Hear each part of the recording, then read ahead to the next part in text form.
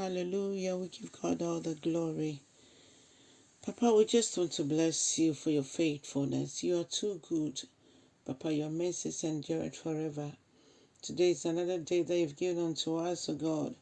And Father, I say thank you, Jesus. Spirit of God, we pray that you take over, you take control.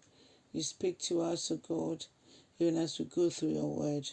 Thank you in Jesus' mighty name. Hallelujah.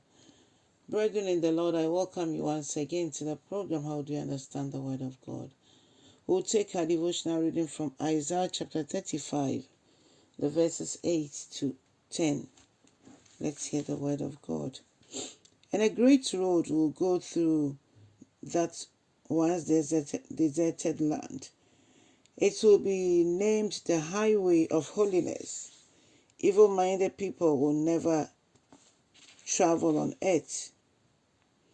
It will be only for those who walk in God's way. Fools will never walk there.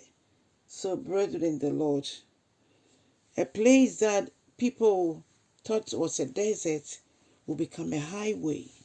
Yes, we who were no people, the Lord has made us as people, a holy nation unto himself. We were once like sheep, scattered, wandering around without a shepherd. But now Jesus has come our way, and he has become our shepherd. And so where there was no hope, now there is hope. This is what the Bible is talking about.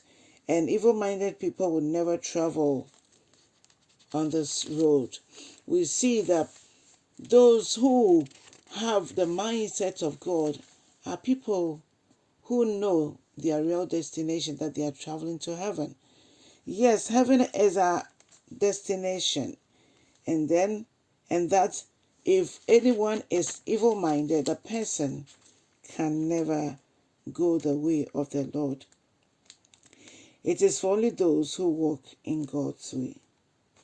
And it continues to say that fools will never walk on it. So anyone who says there is no God, anyone who does not want to accept the Lord as his or her personal savior, anyone who doubts God, the Bible says that person is a fool.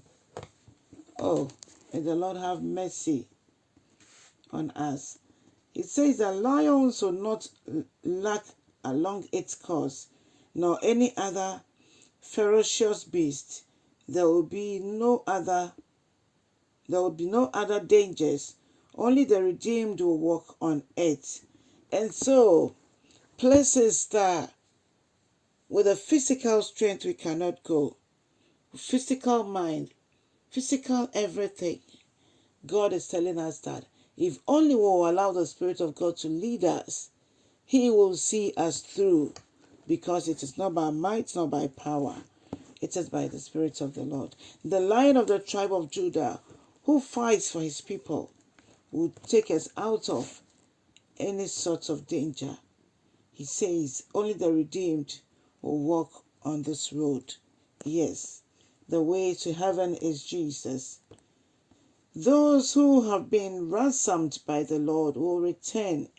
They will enter Jerusalem singing, crowned with everlasting joy. Sorrow and mourning will disappear, and they will be filled with joy and gladness. And so, we cannot serve two masters. We need to hate one and love the other. Anyone who loves the Lord, who loves God, who loves to walk in the way of the Lord, that is the person the Bible is talking about. The Lord snatches us from the grips of the enemy. He takes us out of the miry clay, and he puts us on a rock to stay. This is the God we are serving. And I pray that we'll continue to rely on him. We'll continue to trust him. We'll continue to allow him to have his way in our lives. If you are a church goer, try also to become a Christian and not just a church goer or a pew warmer. Yes, it is not just a routine. It is not just something that we have to encourage ourselves doing, that we only go to church, but throughout the week, we do not have anything to do with God.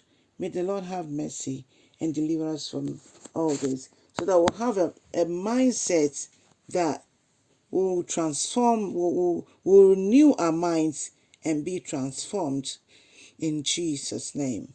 May the Lord help us to remain in Him and to know Him better in the mighty name of Jesus, so that when He comes, He'll come and meet us ready for heaven. God bless you. Have a fruitful day.